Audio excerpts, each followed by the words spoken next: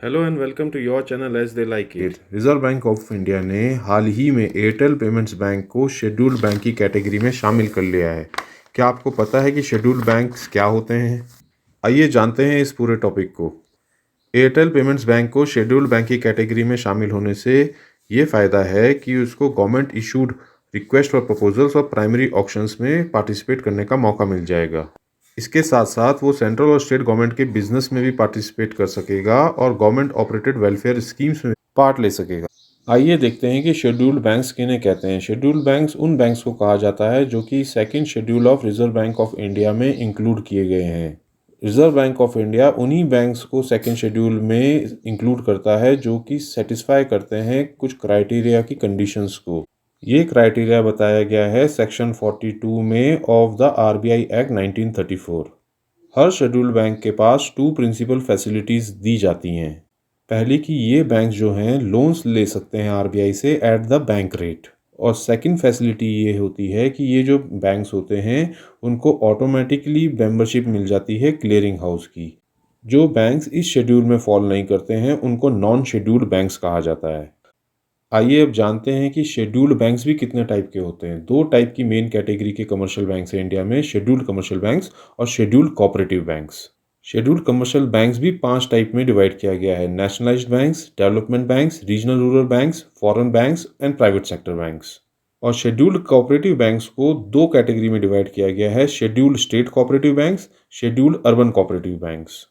आइए अब जानते हैं कि पेमेंट्स बैंक क्या होते हैं। जो पेमेंट बैंक होते हैं ये भी हर बैंक की तरह ही होते हैं, बट ये एक स्मॉलर एरिया या रेस्ट्रिक्टेड स्केल पे ही काम करते हैं। क्रेडिट रिस्क जो है वो इन्वॉल्व नहीं होता है पेमेंट्स बैंक में। ये जो है बैंकिंग ऑपरेशंस कर सकते हैं, बट ये लोन्स या एडवांसेस को इशू नहीं कर सकते हैं। साथ ही साथ क्रेडिट कार्ड्स भी इशू नहीं कर पाएंगे। पेमेंट्स बैंक जो हैं ओनली डिमांड डिपॉजिट्स ले सकते हैं, जैसे कि सेविंग एंड करेंट अकाउंट्स, लेकिन टाइम डिपॉजिट्स नहीं ले सकते हैं। पेमेंट बैंक्स जो हैं वो सब्सिडरीज भी नहीं सेटअप कर सकते हैं। एक नचिकेत मोर कमेटी आई थी जिसने रिकमेंड किया था कि पेमेंट्स बैंक को सेटअप किया जाए for lower income groups and small businesses. आइए अब देखते हैं कि इनकी स्कोप ऑफ एक्टिविटीज़ क्या हैं। ये जो डिमांड डिपॉजिट्स ले सकते हैं उनका मैक्सिमम बैलेंस है 1 लाख पर इंडिविजुअल कस्टमर। साथ ही साथ ये एटीएम और डेबिट कार्ड इशू कर सकते हैं, बट क्रेडिट कार्ड इशू नहीं कर पाएंगे। ये बैंक्स लोन्स भी नहीं इशू कर सकते हैं। पेमेंट्स बैंक म्यूचुअल फंड्स और इंश्योरेंस प्रोडक्ट्स को डिस्ट्रीब्यूट कर सकते हैं। कस्टमर्स के डिपॉजिट्स को ये सिर्फ गवर्नमेंट सिक्योरिटीज़ में ही इन्वेस्ट कर सकते हैं। ये बैंक्स एनआरआई डिपॉजिट्स को एक्सेप्ट नहीं कर सकते हैं। इनके अकाउंट होल्डर जो हैं वो किसी भी एटीएम से अपना पैसा विड्रॉ कर सकते हैं।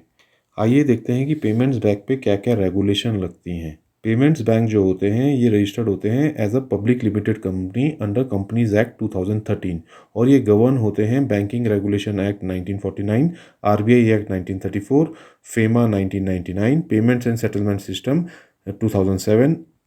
इनको सीआरआर मेंटेन करना पड़ता है, यानी कि कैश रिजर्व रेशो। साथ ही साथ इनको 75% of the demand deposit balances जो हैं वो एसएलआर एलिजिबल गवर्नमेंट सिक्योरिटीज़ या टी बिल्स में इन्वेस्ट करने कंपलसरी हैं। पेमेंट्स बैंक सेटअप करने के लिए minimum paid up capital 100 crore की चाहिए होती है। प्रमोटर की कंट्रीब्यूशन की बात करें तो minimum initial contribution to the paid up equity capital जो है वो 40% रहनी चाहिए for first 5 years of the commencements of its business.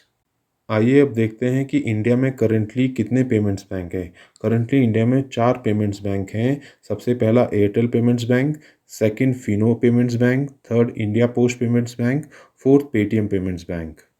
ये ऐसे 4 पेमेंट्स बैंक हैं जिनको कि शेड्यूल्ड बैंक का स्टेटस दिया गया है।